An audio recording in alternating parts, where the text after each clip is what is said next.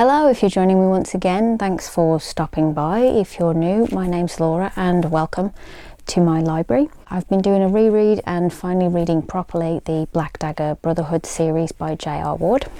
Today I'm talking about this beast of a book, of a Returnal. This is book number 2 in the series, but it was actually my introduction to not only this world of the Black Dagger Brotherhood, but also J.R. Ward's writing. Found it in a charity shop, didn't realise it was book number 2 at the time. Devoured it, loved it, read it in about 3 days. Again, this reread again was fantastic. So full disclosure, this one is always going to hold a special place in my heart because it was my first go around in this world. This book follows Rhage. He is physically the largest of the brothers, suave by all accounts and an Adonis. He's very successful with the ladies. He's the jokester of the group. He's rarely taken seriously by the other brothers, but he's a very loyal member of the group. They've named him Hollywood because of his looks, which is quite funny because the gentleman that's been cast in the TV show, he's actually Australian, and they've allowed him to play the role with his Australian accent, which just adds to the personality of Rhage. It's quite funny to hear him speaking like that, and his nickname being Hollywood, it works. It sort of adds a real sense of humour to the character. Rhage has actually been living with a curse. Not long after his transition, he committed a sin against the scribe virgin. She actually cursed him with a beast, a literal beast that he turns into. His body literally transforms into this creature. It's violent, it's destructive. It leaves him in agony for days after. He can't see.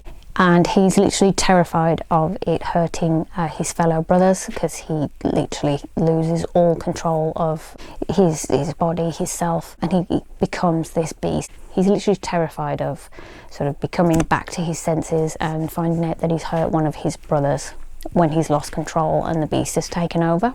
He's actively counting down the days to when the curse is lifted and he's no longer got the beast living inside of him anymore. His reputation of a fast-living Lothario has come out of necessity, so he uses women and sex and violence to keep the beast at bay. But he is quietly growing tired of the anonymous hookups and the reputation that he has got within the vampire community.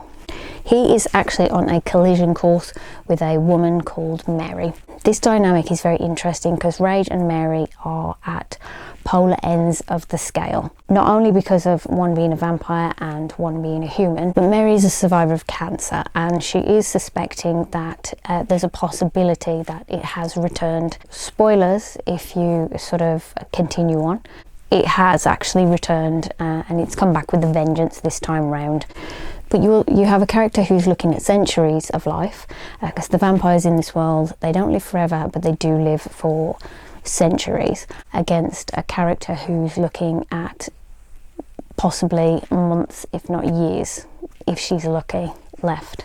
I love this dynamic between the two. It creates urgency within this story. It also creates high tension and high drama between these two characters because of where they currently find themselves at the point in life when they meet. Mary works in a crisis hotline centre and she is introduced to this world by way of a secondary character who is actually going to play a bigger role throughout later books. Every shift that she's on, she receives a call from someone who doesn't speak. Mary really senses that this is somebody who she connects with, even though they've never spoken to her. She doesn't feel like it's someone who's a threat to her. Soon she discovers it's a young man who is actually mute. His name's John Matthew. He's in his early 20s. But as Mary knows American Sign Language, she's able to communicate with him that way. He bonds with Mary very, very quickly, and it's while they're actually at Mary's house where we meet Mary's neighbour. This is Bella. Unknown to Mary and to John Matthew, she is actually a highborn vampire who immediately recognise what John Matthew is, and he's actually a pre-transition vampire.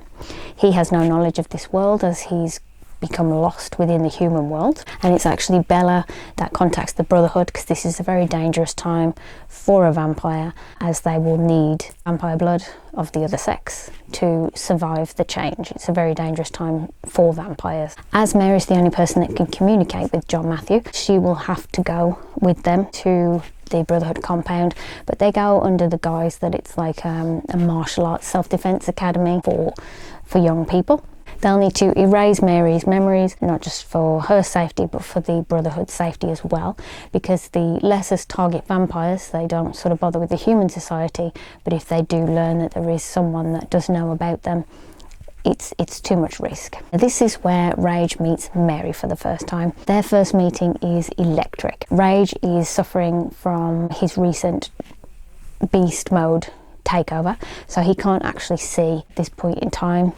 And it's not just him that's attracted to Mary, it's actually his beast that is curious about this human as well.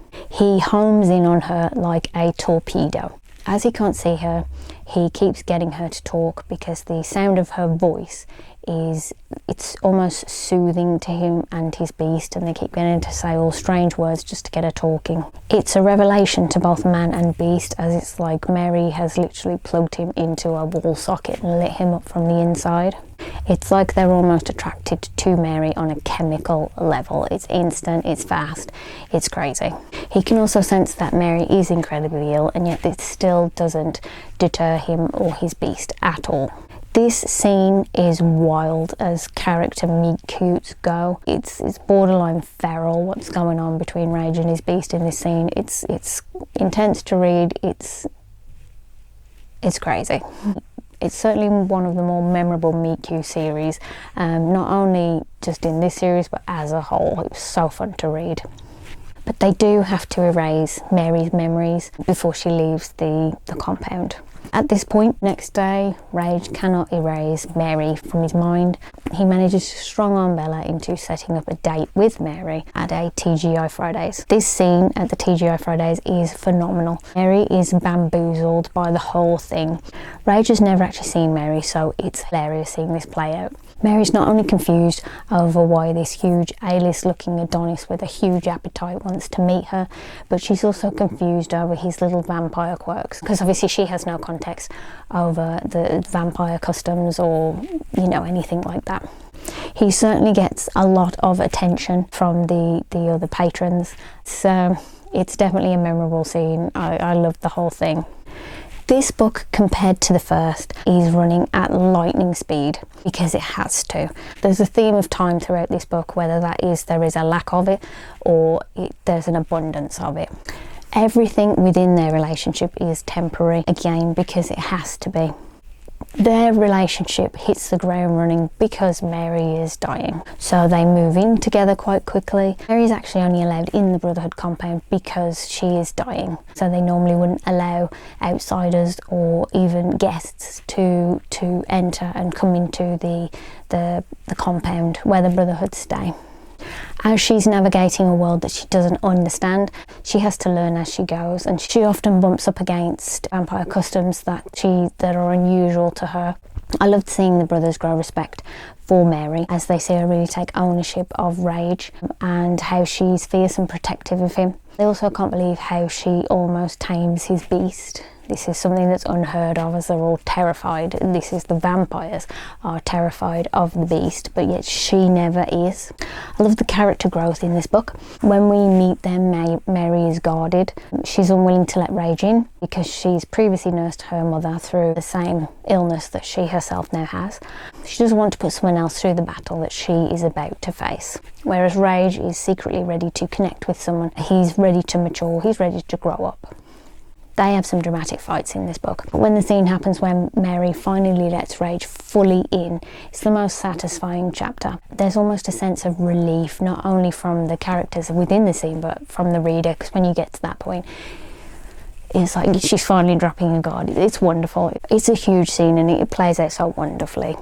The brothers really do look at Rhage with new eyes as they see him step up and really start to take care of Mary, because to bond with somebody in this world is a huge deal in the vampire society. When one dies, the other is basically a shell with no purpose. So for Rhage to bond with somebody who doesn't have long to live is monumental for him. The story, again, as I've said before, it really does show the maturity of Rhage. This story is also a perfect example of people being better together. So Mary not only opens up, she also regains her fight to live, and she gets that from Rhage giving her hope. And like I say, he finally grows up and becomes a gentleman. But it's also nice to see Mary having an impact on the other brothers. She will also help the brothers with their mental health, which will only help to make the Brotherhood stronger as a whole. Like with her first meeting with Zadist, it shows she's got a literally spine of steel in this one, because he is at this point in time the darkest of the brothers. He's got an incredibly tortured past, which we're going to find out more about in the next book. But you'll start to see Mary become a key member within this society and how she helps them with their mental health journey. So it's amazing to see them take mental health into account way back in this series, a good 20 years ago. This book really kickstarts the expanding of this series. We got hints of it in book number 1, Dark Lover, but this one really gets it into gear. We have side characters being introduced who are going to have their own stories play out through multiple books. This one leaves off on a whopper of a cliffhanger for Bella, which luckily for us, we can jump straight into that one in the next one, but I imagine if you were reading it at the time back in the day, it must have been excruciating waiting for that next book to come out with how this one leaves off. Overall, it's a 5 stars. The romance is very spicy. I think it's a lot spicier than the last book, but it's also sweet. It's wonderful to see Rhage mature. Rhage will always be a favourite of mine because he was the one character that introduced me to this entire world, so he's going to have that first book boyfriend prestige. Mary is strong. It's wonderful seeing her actually evolve by allowing herself to become a bit more vulnerable, but I loved seeing her let her walls down, let people in throughout this story. It's also wonderful seeing the parts of her becoming a core member of this Brotherhood family, and it's nice to see Rhage and Mary kind of complete each other and they actually get together and become better by being together, which again, like I say, throughout this series, it's an overall theme that you will find throughout the books and throughout the series. Recommended if you're looking into dipping into this series. You could potentially start with this one, just like I did. It's not going to affect your overall reading experience if it is that you are intrigued by this story. It's not a major crime to do this one first, even though it is the second book. I really can't wait to see this one adapted. It's going to be intense. It's going to be so dramatic, and so I can't wait to see who they're going to cast as Mary in this one. They're going to need to cast one hell of an actress to go up against the gentleman that they've cast as Rhage. I think we're all just counting down the days, pretty much like Rhage, until that one gets released. So looking forward to that one. Next up is the dark and intense ride that is Lover Awakened. It's Zadist and Bella's book, and what an absolute whopper of a story this one is. Hopefully you'll stop by my library again and hear my thoughts on this absolute beautiful book. Have a wonderful day and thank you for giving me your time.